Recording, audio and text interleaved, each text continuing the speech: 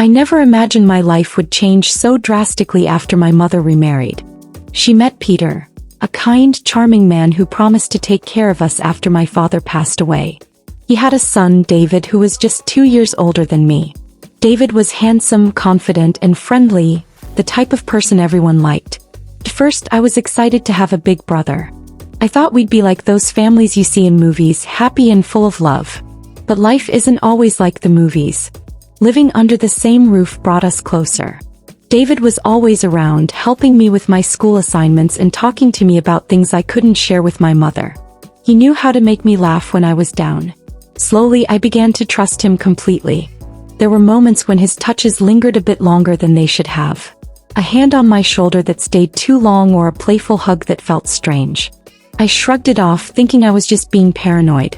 After all, he was my brother now, wasn't he? One evening, my mother and Peter went on a weekend trip, leaving David and me alone at home. I had never felt unsafe around him, so I didn't think twice about it. We spent the evening watching movies, laughing and eating popcorn. But as the night deepened, the atmosphere shifted.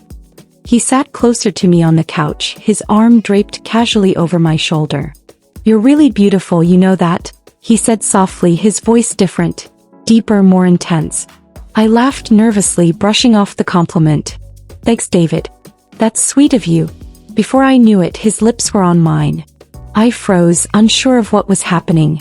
My heart raced, my mind clouded with confusion. "David, stop," I whispered, pushing him away. But he didn't stop.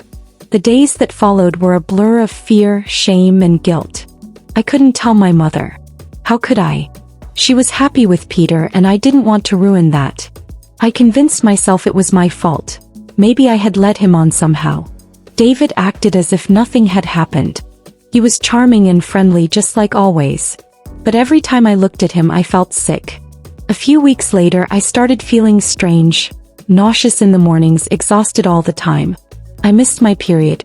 Panic set in, and I bought a pregnancy test, hoping I was wrong. I wasn't. The 2 lines on the test blurred as tears filled my eyes. How could this be happening? I was just a girl, innocent and naive. My life was over. I couldn't keep it a secret any longer. My mother noticed my pale face and constant fatigue. "What's wrong, sweetheart?" she asked gently. The words stuck in my throat, but I forced them out. "Mom, I'm pregnant." Her face went pale. "Who's the father?" I broke down, sobbing uncontrollably. "David," I whispered. Her shock turned to anger, disbelief flashing in her eyes. "David? Your stepbrother?" I nodded, my heart shattering with every breath. My mother confronted Peter and David that night.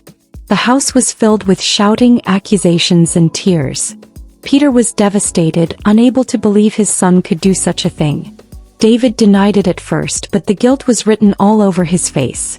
He eventually confessed, his voice shaking. "I'm sorry," he said, tears streaming down his face. "I didn't mean to hurt her." But sorry wasn't enough. Peter and David moved out, leaving my mother and me to pick up the pieces.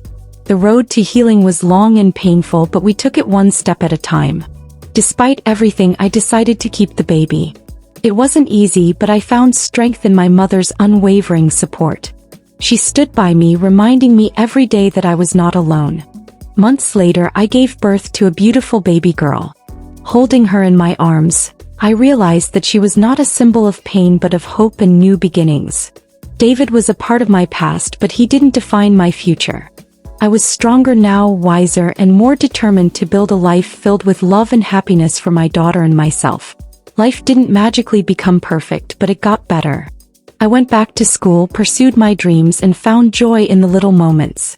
My daughter grew up surrounded by love, knowing that she was wanted and cherished. Sometimes the scars of the past would ache, but they were a reminder of how far I had come. I was no longer a victim but a survivor.